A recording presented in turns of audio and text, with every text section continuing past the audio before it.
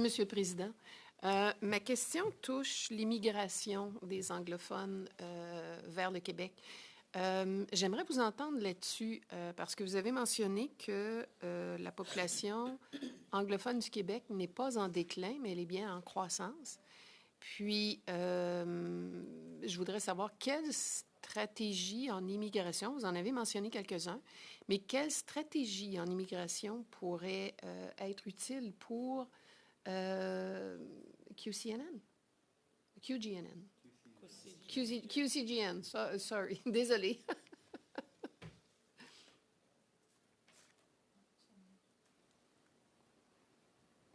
Question, may I just check on the question again? You're asking. Je vais juste revérifier votre question. Vous demandez quelle stratégie serait importante pour les communautés anglophones en vue de la démographie des anglophones qui est en train d'accroître. Est-ce bien votre question? Oui, et à propos de l'immigration aussi, parce que cette étude porte sur l'immigration. Et comment est-ce que ça a une conséquence sur les communautés? Parce que vous avez dit que la communauté anglophone au Québec ne fait qu'accroître. De l'autre côté, les francophones ou l'immigration francophone est en déclin. Donc, je veux juste avoir vos réflexions là-dessus. Ma réponse va être à deux niveaux avec Steven qui va intervenir. Ce qui a été particulièrement intéressant dans le dossier de l'immigration, dans l'examen et dans le suivi du succès, bien que petit, mais quand même existant dans le reste du Canada, c'est que les travailleurs ont été en mesure d'associer les nouveaux arrivants francophones avec la communauté francophone. Un attachement linguistique et culturel est ce que les francophones et le reste du Canada veulent pour les nouveaux arrivants francophones. Alors 4%, ce n'était pas assez, donc 12%, c'est ce qu'on cherche à viser au Québec.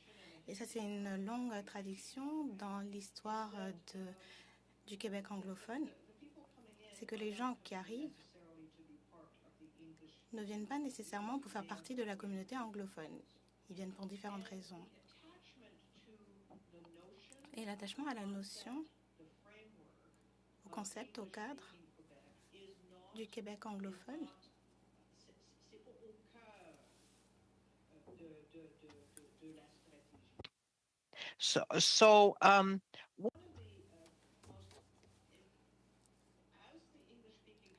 en tant que communauté anglophone, au cours des 15-16 dernières années, nous nous sommes identifiés de plus en plus comme une communauté minoritaire parce qu'il y a environ 6 ans, je ne pense pas qu'il y avait beaucoup de Québécois anglophones qui se considéraient comme faisant partie d'une minorité. Mais aujourd'hui, au Québec, de plus en plus de Québécois anglophones se considèrent comme une minorité. Ils ne sont peut-être pas anglophones, ils sont grecs, chinois, punjab. Leur communauté est si diversifiée que le sentiment d'appartenance à une communauté minoritaire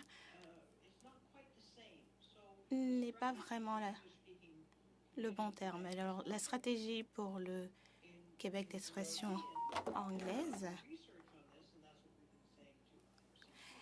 selon notre opinion, et c'est ce qu'on a dit au IRCC, on doit examiner une stratégie pour savoir quelle est cette connexion et à quoi ça va ressembler pour le Québec anglophone. Ça ne peut pas être la même chose que pour le reste du Canada.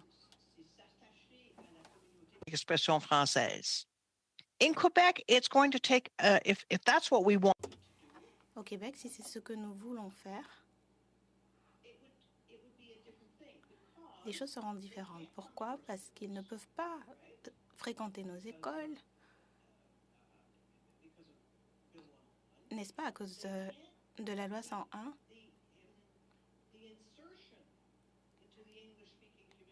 Alors, l'insertion dans la communauté anglophone est difficile. Alors, on a besoin de notre propre stratégie. On a demandé depuis des années au IRCC de nous aider à déterminer ce que ça voudra dire au Québec d'avoir une politique d'immigration. Je ne pense pas qu'on l'appellerait politique d'immigration, peut-être que le terme serait différent, car nous sommes différents. Nous sommes encouragés, nous nous encourageons à ce que cela s'applique au reste du Canada. Nous ne voulons pas un déclin dans le reste du Canada, mais ce qui est fait dans le reste du Canada ne peut pas s'appliquer au Québec.